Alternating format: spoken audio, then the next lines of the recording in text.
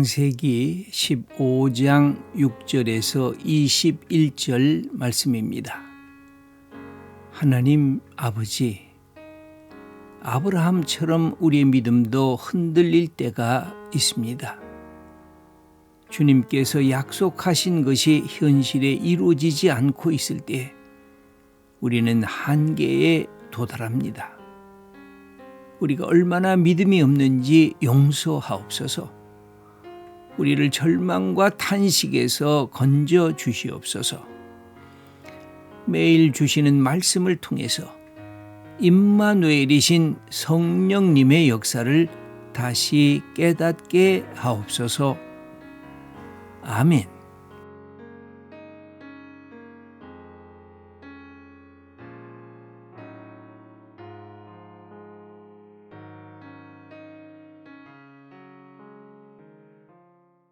하나님께서 아브라함에게 주신 것은 근접한 약속과 그 다음에 아주 멀리 있는 그런 미래의 약속을 하나님께서 두 가지로 주십니다.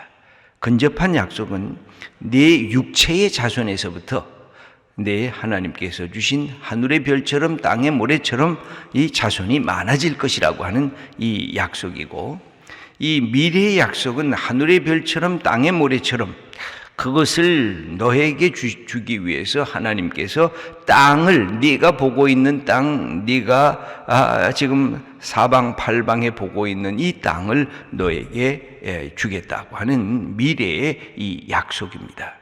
이 두 가지 약속은 오늘도 우리들에게 끊임없이 다가오는 것입니다.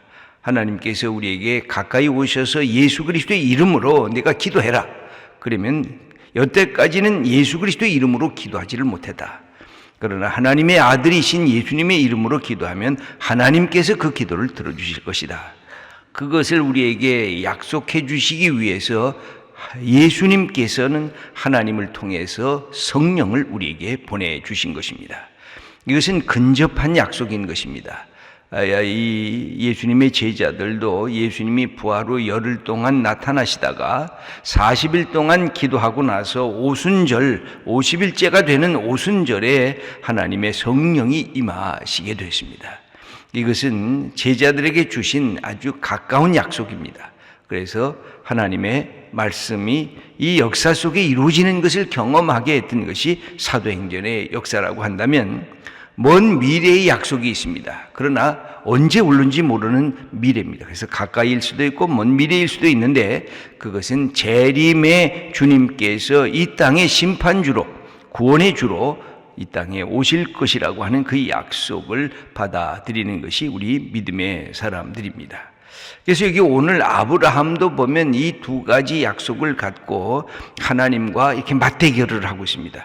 하나님이 약속을 주셨으면 내게 그 약속을 믿을 만한 표적을 내게 주셨으면 좋겠습니다. 우리 7절 말씀을 읽어보겠습니다. 또 그에게 이르시되 나는 이 땅을 네게 주어 소유를 삼게 하려고 너를 갈대아인의 우르에서 이끌어낸 여호와니라. 여기 하나님의 모습을 당신이 스스로 이렇게 규정을 하고 있습니다. 나는 이 땅을, 네가 보고 있는 이 땅을 네 소유를 삼게 할 거다.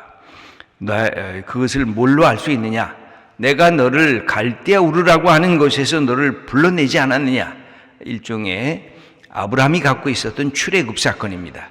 이스라엘 백성들이 갖고 있었던 출애굽 사건이 애굽에서 이끌어낸 사건이라고 한다면, 아브라함에게도 이 출애굽 사건에 대한 경험이 있었는데, 그것은 바로 갈대아 우르라고 하고 있는 본토 친척과 함께 있었던 자리에서 하나님께서 하란으로 다시 가나안까지 오게 하셨던 이 사건이, 하나님이 너를 이끌어내셨기 때문에 나는 역사의 주인이고 역사를 이끌어가는 하나님이다 라는 사실을 하나님께서 아브라함에게 가르쳐 주시는 것입니다.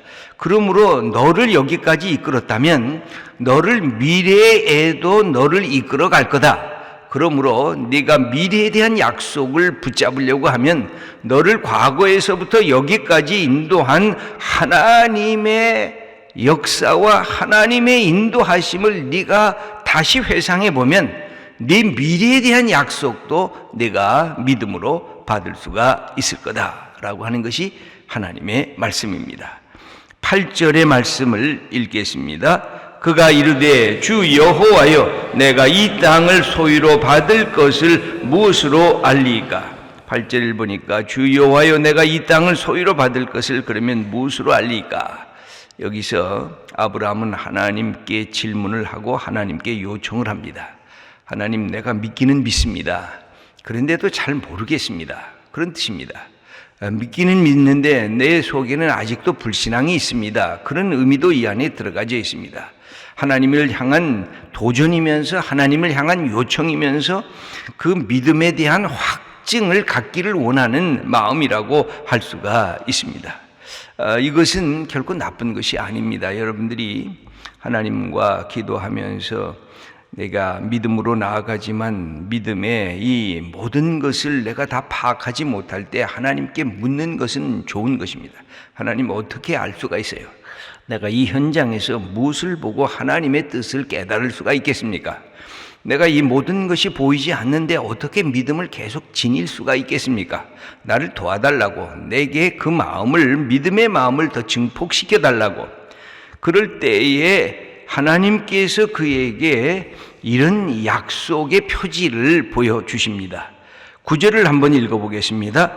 여호와께서 그에게 이르시되 나를 위하여 3년 된 암소와 3년 된 암염소와 3년 된 수양 밤비둘기와 집비둘기 새끼를 가져올지니라.